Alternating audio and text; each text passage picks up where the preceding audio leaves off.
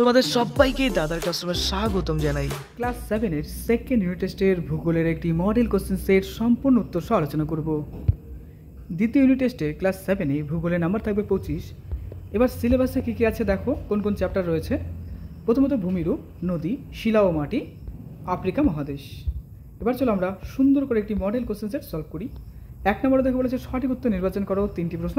3 নম্বর, 1 নম্বর, একটি আন্তর্জাতিক নদীর নাম হলো লুনি, কাবেরী, ব্রহ্মপুত্র। এবার কথা হচ্ছে আন্তর্জাতিক নদী কাকে বলা হয়? International river. যে সমস্ত নদী সাধারণত 2 বা ততোধিক দেশের মধ্যে দিয়ে প্রবাহিত হয় তাকে বলা হয় আন্তর্জাতিক নদী বা ইন্টারন্যাশনাল রিভার। এর মধ্যে দেখো লুনি, কাবেরী এগুলো ভারতের মধ্যে দিয়ে প্রবাহিত হয়েছে, 2-3টা দেশের মধ্যে প্রবাহিত হয়নি। একমাত্র ব্রহ্মপুত্রই 2-3টা দেশের মধ্যে প্রবাহিত হয়েছে। ওকে, যে কারণে ব্রহ্মপুত্রকে কী বলা হয়? আন্তর্জাতিক নদী। তাহলে আমরা এর সঙ্গে সঙ্গে সংজ্ঞাটা পড়ে নিলাম, যদি সংজ্ঞাটা আসে তো আমরা বানিয়ে লিখতে পারবো। নেক্সট দেখো 2 নম্বর, যেসব অঞ্চলের বালির সঙ্গে পাথরের টুকরো মিশে থাকে তাকে কি বলে? অপশন আছে হারমাট্টান, রেক, ওয়াদি। আমাদের অ্যান্সারটা হবে রেক।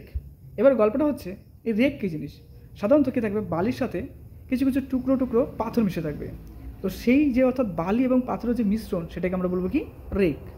নেক্সট দেখো প্রশ্ন, জীবাশ্ম দেখা যায় আগ্নেয় শিলায়, পাললিক শিলায়, রূপান্তরিত শিলায়। এর সঠিক উত্তরটি হবে পাললিক শিলায়। সাধারণত পাললিক শিলার যে ফর্মেশনটা রয়েছে, নদী বা যে কোনো ধরো একটা বড় জলাশয়তে দীর্ঘদিন ধরে পলিবালি জমছে।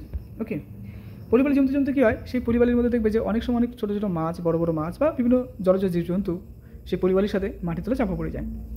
এবার জলের তো একটা প্রেশার আছে, জলের মধ্যে লবণ, যেরকম যদি ধরি সমুদ্র এলাকা তাহলে লবণ অবশ্যই থাকবে। তো জলের একটা প্রেশার ক্রিয়েট হচ্ছে, সেই প্রেশারে কী হয়? ধীরে ধীরে সেই পলিবালিগুলো প্রেশারে ক্রিয়েটের ফলে কী হচ্ছে? সেটা ধীরে ধীরে পাথরে পরিণত হচ্ছে। তো এই যে পাথরে পরিণত হচ্ছে অর্থাৎ শিলায় পরিণত হচ্ছে, এই শিলাকে বলবো হচ্ছে পাললিক শিলা। এবার ওই শিলাতে দেখবে যে ওই যে জীবজন্তুগুলো রয়েছে বা মাছ টাছ রয়েছে তাদের একটা শরীরের একটা ছাপ থেকে যাচ্ছে। এই ছাপকে আমরা বলবো কি বলতো? জীবাশ্ম। Clear concept? নেক্সট দেখো, একটি বাক্যে উত্তর দাও 7টি প্রশ্ন। 7 নম্বর, 1 নম্বর, কাকে পৃথিবীর ছাদ বলা হয়? উত্তর হবে পামির মালভূমিকে পৃথিবীর ছাদ বলা হয়। অর্থাৎ পামির মালভূমিটা এতটাই উঁচু যে কারণে পামির মালভূমিকে পৃথিবীর ছাদ বলা হয়। এবার গল্পটা হচ্ছে কি দাদা, মালভূমি দেখতে কেমন হয়? দেখো দেখো সাধারণত কী হচ্ছে, একটা টেবিলের ল্যান্ডের মতো হবে। অর্থাৎ টেবিল ল্যান্ড বিষয়টাকে আমরা বলতে পারি কীরকম, যে মালভূমি অর্থাৎ একটা পর্বতের মতো বিষয় থাকবে, কিন্তু উপরের পর্বতের ক্ষেত্রে কী হয়? খাড়া খাড়া বিষয় হয়, তাই কিনা? এরকম খাড়া খাড়া হয়। কিন্তু মালভূমির ক্ষেত্রে কী হচ্ছে? মালভূমির ক্ষেত্রে এরকম একটা টেবিলের মতো ফর্মেশন করছে। Concept clear?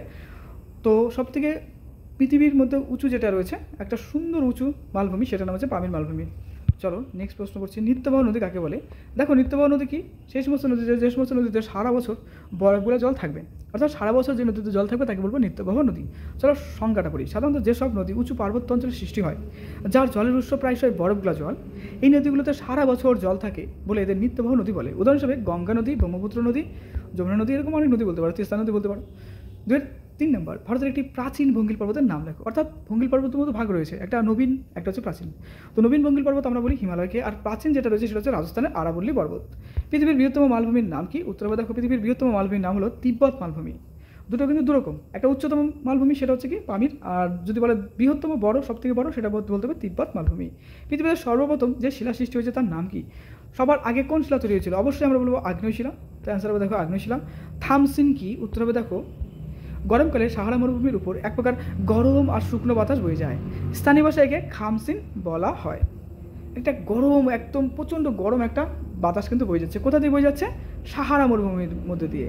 এই যে গরম বাতাস একেই বলা হয় কি? খামসিন। কারা বলে? ওখানকার কিছু স্থানীয় লোক। পৃথিবীর বৃহত্তম বাঁধের নাম কি? উত্তর দেখো পৃথিবীর বৃহত্তম বাঁধের নাম হচ্ছে মিশরের উচ্চ আসওয়ানা বাঁধ। নেক্সট, তুয়ারেগ কাকে বলা হয়? One of the most important প্রশ্ন। অ্যান্সার দেবো সাহারায় যে সমস্ত জনজাতির মানুষরা বিদেশি পর্যটকদের ভ্রমণ নির্দেশক হিসেবে কাজ করে সেই জাতিকে সাধারণত তুয়ারেগ বলা হয়। তার মানে ওখানে সাহারা মরুভূমিতে একরকম স্পেশাল জাতি রয়েছে যারা কী করে, যারা বিদেশ থেকে ঘুরতে এসে তাদের গাইড হিসেবে কাজ করে, অর্থাৎ বিভিন্ন জায়গায় ঘুরতে নিয়ে যায়, দেখাচ্ছে এটা কি এটা কি। তোমরা অনেক সময় গাইডের সাহায্য নিয়েছো হয়তো বাইরে গেলে পারে, ঘুরতে গেলে পারে। এই যে যারা গাইডের কাজ করছে তাদেরকে বলা হয় তুয়ারেগ। নেক্সট, টিকা লেখো অশ্বক্ষুরাকৃতির হ্রদ। খুব ইম্পর্ট্যান্ট একটা প্রশ্ন, one of the most important প্রশ্ন। তো দেখো নদীর বাঁকের একদিকে খাড়া পাড়ের দিকে জলস্রোত বেশি থাকে, আর উল্টো দিকে অর্থাৎ ঢালু পাড়ে সঞ্চয় বেশি হয়, ফলে নদীর এক পার যেমন ভাঙে তেমনি অন্য পার গড়ে। এটা তো ঠিক, নদীর এপার গড়ে ওপার ভাঙে, তাই না? ওপার ভাঙে এপার গড়ে। যাই হোক, নদীর বাঁকের পরিমাণ বাড়লে বা নদীতে জল বাড়লে কখনো কখনো নদী বাঁকের একটা অংশ মূল নদী থেকে আলাদা হয়ে যায়। এই আলাদা হওয়া অংশটাকে কি বলছে? কি বলতো? অশ্বক্ষুরাকৃতি হ্রদ, অর্থাৎ এই যে আলাদা হয়ে যাচ্ছে যে অংশটা, সেটা আলটিমেটলি কী বলতো, ঘোড়ার খুরের মতো একটা অংশ তৈরি করছে।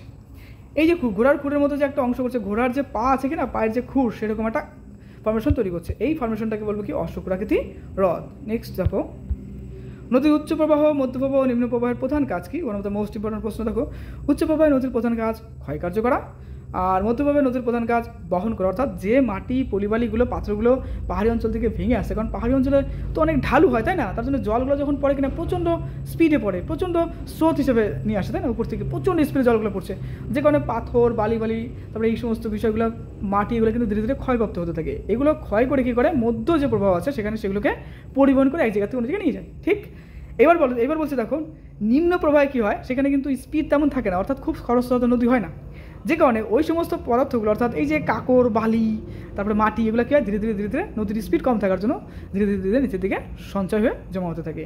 এর জন্য বলছে যে নিম্ন প্রবাহে নদীর প্রধান কাজ হচ্ছে কি, সঞ্চয় কার্য করা, যে কারণে নিম্ন প্রবাহে দেখবা যে অনেক রকম বালির চর হয়, অনেক রকম দ্বীপ গঠন হয়। বুঝতে পারলে তো, বদ্বীপ, তাই না? 4 প্রশ্ন দেখো, নিচে যে কোনো 2টি প্রশ্নের উত্তর দাও। 4 1 নম্বর, উৎপত্তি অনুযায়ী পর্বত প্রধানত কয় প্রকার ও কী কী? চলো আমরা অ্যান্সার লিখবো। উৎপত্তি অনুযায়ী পর্বত 3 ধরনের হয়, যথা ভঙ্গিল পর্বত, স্তূপ পর্বত, আগ্নেয় পর্বত।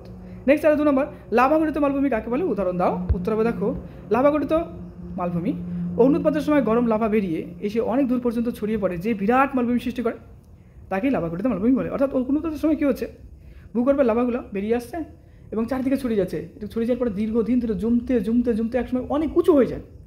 এই যে অনেক উঁচু হয়ে যাচ্ছে, এর ফলে এক রকমের মালভূমি তৈরি করছে। এই মালভূমিকে বলবো লাভাগঠিত মালভূমি। কেন লাভাগঠিত মালভূমি? যেহেতু লাভার মাধ্যমে এটা তৈরি হচ্ছে, তার জন্য কেবল লাভাগঠিত মালভূমি। উদাহরণ, অর্থাৎ দক্ষিণাত মালভূমি, মালব মালভূমি ইত্যাদি।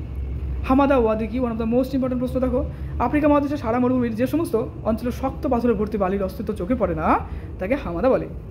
ওয়াদি কি? সাহারা বেশিরভাগ নদীগুলো আটলাস পর্বত মধ্যভাগের উচ্চভূমি থেকে সৃষ্টি হয়েছে, তবে নদীগুলোতে বেশিরভাগই শুকনো। এই যে নদীগুলো রয়েছে, এগুলো শুকনো, কারণ সাহারা ভূমিতে জানো মরুভূমিতে এমনিতে জল থাকে না। আর এই শুকনো নদীর খাতগুলোকেই আমরা বলবো ওয়াদি। নেক্সট, ভেল বলতে কী বোঝো? আফ্রিকা মহাদেশের অন্ধকারাচ্ছন্ন মহাদেশ বলা হয় কেন? দুটোই মোস্ট ইম্পর্টেন্ট। অ্যান্সার দেখো, আফ্রিকা মহাদেশের দক্ষিণ দিকে কালাহারি মরুভূমি আর ভারত মহাসাগরের ধারে উপকূলাঞ্চলে শীতকালে বেশ ঠান্ডা পড়ছে, গরমকালে মোটামুটি গরম হয়। শীত গ্রীষ্মের তাপমাত্রার মধ্যে পার্থক্য খুব বেশি, এখানে মরু অঞ্চল থেকে একটু বেশি বৃষ্টি হয়। তার মানে অ্যাকচুয়ালি তো বৃষ্টিপাত হয়ই না, কিন্তু এই এলাকাটাতে তুলনামূলক একটু বেশি হয় অন্যান্য এলাকা থেকে। উঁচু পাহাড়ের ঢালে পপলার, উইলো এইসব গাছ দেখা যায়। সমভূমি এলাকায় ছোট খসখসে সবুজ ঘাস দেখা যায়। এই তিন ভূমিকে বলে বেল্ট। প্রাকৃতিক দুর্গম, অস্বস্তিকর উষ্ণ আর্দ্র জলবায়ু, মানে এখানকার পরিবেশটা বেশ ভালো থাকে না। প্রাকৃতিক দুর্গম অস্বস্তিকর পরিবেশ কোথাকার বলতো? আফ্রিকা মহাদেশে, তাই না? গভীর জঙ্গল ও হিংস্র জন্তুর ভয় ইত্যাদি কারণের জন্য বহুদিন পর্যন্ত এই যে মহাদেশ, অর্থাৎ আফ্রিকা মহাদেশে তেমন আধুনিক সভ্যতা গড়ে ওঠেনি। বুঝতে পারলে তো, সভ্যতার আলো কিন্তু সেখানে পৌঁছাতে পারেনি। এই জন্য এই মহাদেশ, অর্থাৎ আফ্রিকা মহাদেশকে কী বলা হয়? অন্ধকারাচ্ছন্ন মহাদেশ বলা হতো, তবে এখন সেরকমভাবে বলা হয় না, এখন তো সবই ডেভেলপ হয়ে যাচ্ছে, তাই না? ক্লাস 7-এর তোমাদের আরও অনেক মডেল কোশ্চেন সেট আসবে, তার সঙ্গে সঙ্গে বইভিত্তিক সাজেশন আসবে। মন দিয়ে পড়াশোনা করো। দাদা ক্লাস অবশ্যই সাবস্ক্রাইব করে রেখে দিও, আর খুব ভালো থেকো।